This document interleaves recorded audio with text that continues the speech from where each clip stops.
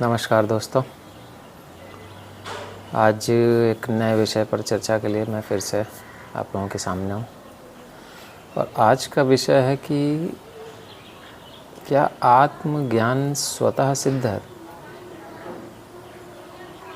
इसका मतलब ये है कि क्या हर व्यक्ति पैदा होने के साथ ही आत्मज्ञानी है,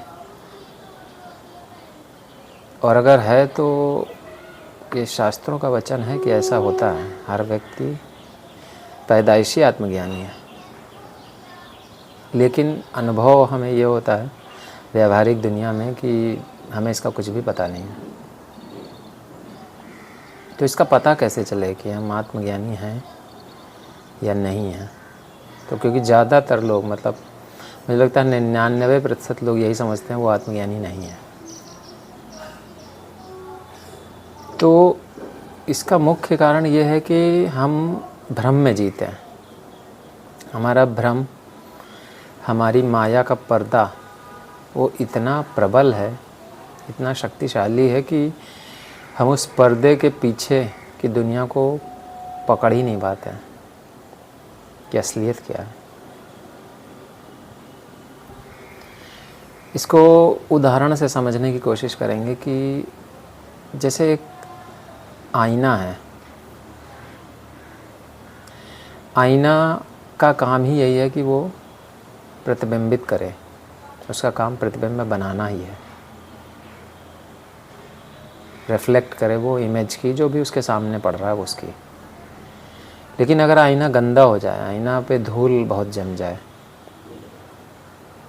और उसमें इमेज बिल्कुल रिफ्लेक्ट ही ना हो, प्रतिबिंब उसका बनना बिल्कुल ही बंद हो जाए, तो आईने की इसमें बेसिकली कोई गलती नहीं है। आईने का काम है ही यही है कि वो प्रतिबिंब बनावे, लेकिन नहीं बना पा रहा। क्यों? क्योंकि धूल जम गई है। हमारा भी कुछ कुछ वैसा ही स्थिति है। हम चाहते हैं कि हम उस आत्मज्ञान को अनुभव करें, लेकिन वो हो नहीं पाता है। क्यों? धूल जमी हुई है हमारे मन पर, हमारी बुद्धि, माया का वही जो पर्दा है, माया की जो धूल है वो हमारे ईश्वर तत्व को ढक लेती है।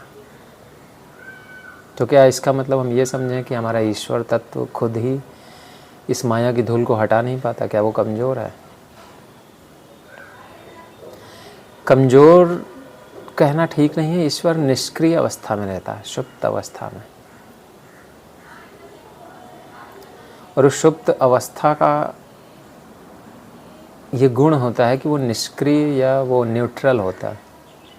वो अपनी तरफ से कुछ नहीं करता, आपको उसे महसूस करना होता है। जैसे हम सभी के अंदर, हमारे शरीर के अंदर तमाम अंग उपांग जो है वो काम कर रहे हैं। हमारा हार्ट काम कर रहा है, हमारी किडनीज़, हमारे फेफड़े, हमारे तमाम जो भी दिमाग है, जो अंग उपांग है वो काम कर रहे हैं, लेकिन हमें उनका कहाँ महसूस होता है कि क्या?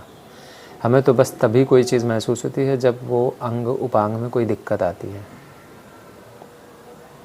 आँख में कुछ पड़ जाए तो हमें आँख का उपस्थिति तब महसूस होती है कि अरे आँख में भी कुछ हुआ है। दांतों में दर्द होता है तब हमें दांत का एहसास होता है कि अरे ये दांत भी है हमारे अंदर। यानी जब उनमें कोई कमी आती तभी हमें उनका एहसास होता है। बिना उस किसी कमी के हमें उस चीज़ का एहसास नहीं होता। तो आत्मज्ञान भी वैसा ही है। जब तक उस आत्मज्ञान में हमें माया की, भ्रम की जो उपस्थिति है वो नहीं महसूस होगी, तब तक हम उस आत्मज्ञान को भी नहीं पकड़ पाएंगे। और होना यह है कि आत्मज्ञान की विधायक उपस्थिति कभी भी आपको महसूस नहीं होगी। हमेशा वो एक ऐसी उपस्थिति के रूप में आपके सामने आएगा कि वो नकारात्मक होगी। आपको याद होगा कि एक श्लोक या एक कथन है संस्कृत का, नेति नेति। नेति नेति का मतलब ये है कि न ये न ये। सत्य क्या है? तो उसके संबंध में है ब्रह्म की या सत्य की जो भी धारणा है, उसके संबंध में ये कहा जाता है कि हमारे माया का जो जगत चारों तरफ फैला हुआ है, भ्रम का जो जगत चारों तरफ फैला हुआ है, उसमें न ये है न ये है, सत्य इन सब के परे है। नेति नेति। तो माया में, भ्रम में हमें चीज़ों को काटते हुए चलना है, तब हम आत्मज्ञान तक पहुँचेंगे। यह ऐसा ही है जैसे कि जल के अंदर मछली रहती है, लेकिन मछली ये बोले कि मैं प्यासी हूँ। हमारी स्थिति उसी मछली जैसी है कि हम चारों तरफ जल से घिरे हुए हैं, चारों तरफ ईश्वर तत्व से घिरे हुए हैं, लेकिन फिर भी हमें यह एहसास नहीं है कि ईश्वर क्या है, कहाँ है। और इसीलिए तप की अवधारणा आई। मछली को जल का एहसास कैसे हो? तो जब वो मछली जल से निकाल दी जाती है, तब जब उसके प्राण तड़पने लगते हैं। क्यों? क्योंकि जो चीज़ उसको ऊर्जा दे रही थी, जो चीज़ उसको जीवन दे रही थी, उसी के संबंध में अब उसको कैसे ज्ञान दिया जाए, तो उसको उस चीज़ से बाहर निकालना पड़ता है।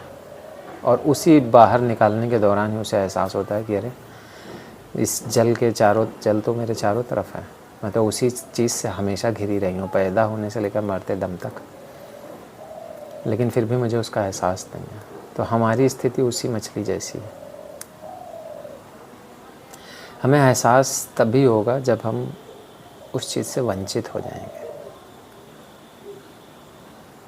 कोयला देखा है आपने? कोयला की खान में ही हीरा पाया जाता है। तो अगर आप कोयले को नकारेंगे तो हीरे तक कभी नहीं पहुंच पाएंगे। यानी हम माया को अगर नकारेंगे तो ईश्वर तत्व तक कभी नहीं पहुंच पाएंगे। माया के भीतर ही ईश्वर तत्व है, लेकिन माया को काटना होता है। जैसे हीरे को तराशना पड़ता है, जब वो कोयले की खान से निकाला जाता है एकदम रॉ होता है, उसमें कोई चमक नहीं होती। धीरे धीरे वो अच्छे कारीगर के पास पहुंचता है, उसमें से वो कोयले को छांटता है कारीगर, और छांट करके काट करके उसके कोनों को तराशता है, तब जाके वो हीरा बनता है। तब उसकी वैल्यू, उसका कीमत तब असली पता चलती है। वैसे ही हमारा हाल है। माया में, भ्रम में हम अपनी वैल्यू नहीं समझते। हम मतलब ब्रह्म तत्व जो हमारे अंदर है उसकी। तो होगा यही कि हमें भी अपने अंदर तमाम जो बुराइयां हैं, तमाम जो कमियां हैं, उनको छांटना होगा, उनको तराशना होगा। हमें अपने कोनों को भी गढ़ना होगा, और ये प्रोसेस बड़ा ही पेनफुल है। आपको क्या लगता है कि जो हीरा कोयले के अंदर ढका है, छुपा है, उसको निकालना आसान काम है? कोयले को यानी हीरे को बहुत मार, छेनी और हथौड़ी की वो सहनी पड़ती है, तब जाके वो निखरता है। सोना भी जब तपाया जाता है, तब जाके वो कुंदन बनता है। तो बिना तपे कुंदन बनने की प्रक्रिया जो है वो नहीं हो सकती। बिना छेनी हथौड़ी की मार के हीरा बनाना बड़ा मुश्किल है, सब कुछ सहना पड़ेगा। हमारा भी वही हाल है कि जब तक हम माया के भ्रम को, अपने चारों तरफ फैले भ्रम जाल को नहीं काटेंगे अपने ज्ञान की छेनी हथौड़ी से, तब तक ईश्वर तत्व, ज्ञान तत्व तक पहुंचना ये बहुत ही मुश्किल है।